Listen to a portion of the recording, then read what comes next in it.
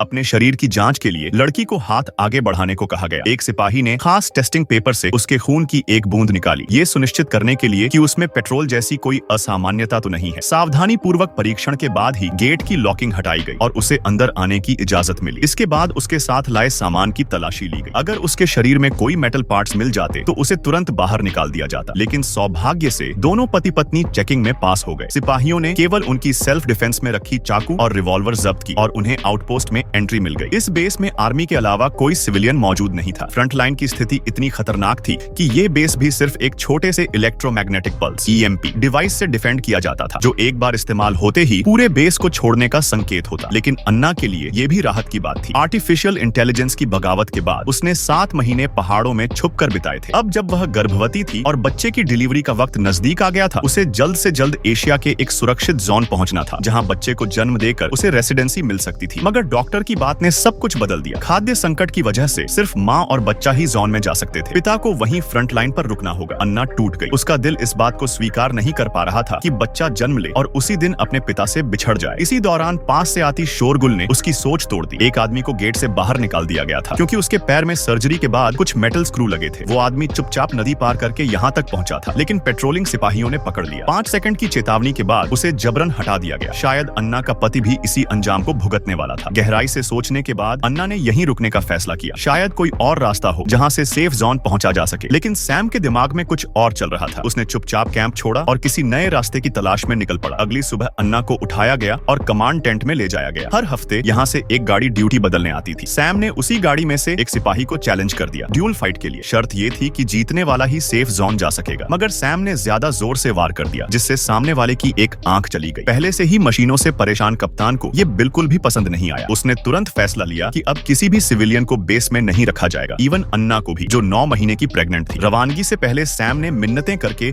अपने जब्त किए गए हथियार वापस ली। अन्ना को समझ नहीं आया कि इतने क्रिटिकल मोड पर सैम ने इतनी बड़ी रिस्क क्यों ली। इससे उनके सर्वाइवल के चांस और कम हो गए थे। उसी रात तेज बारिश शुरू हो गई। दोनों को जल्दी से चलना पड़ा। ठंड में एक दिन और एक रात बिताने के बाद बारिश रुकी और तभी दूर एक लकड़ी की झोपड़ी नजर आई। सैम धीरे धीरे दरवाजे की तरफ बढ़ा। अन्ना ने सांस रोके इंतजार किया। काफी देर की प्रार्थना के बाद सैम ने इशारा किया कि सब सेफ है। दोनों ने फर्नीचर से दरवाजा ब्लॉक किया और थोड़ी राहत की सांस ली। अगले कुछ घंटों में सैम ने मैप्स खंगालना शुरू किया। ज्यादातर हाईवे अब AI कंट्रोल में थे। पैदल चलकर ही वे 7 महीने से छिपते हुए यहाँ तक पहुंचे थे। अब जब आउटपोस्ट की सप्लाई गाड़ी भी छूट गई थी, एकमात्र उम्मीद यही थी कि किसी पहाड़ी रास्ते से होते हुए चुपचाप बॉस्टन पोर्ट पहुंचा जाए। ये 5 दिन की पैदल यात्रा बहुत ही मुश्किल थी। सुबह अन्ना की नींद किसी आवाज से टूटी। बाहर देखा तो सैम मोटरसाइकिल रिपेयर कर रहा था। अन्ना के मन में एक आइडिया आया, अगर रिस्क लिया जाए तो बाइक से यही सफर कुछ घंटों में पूरा हो सकता है।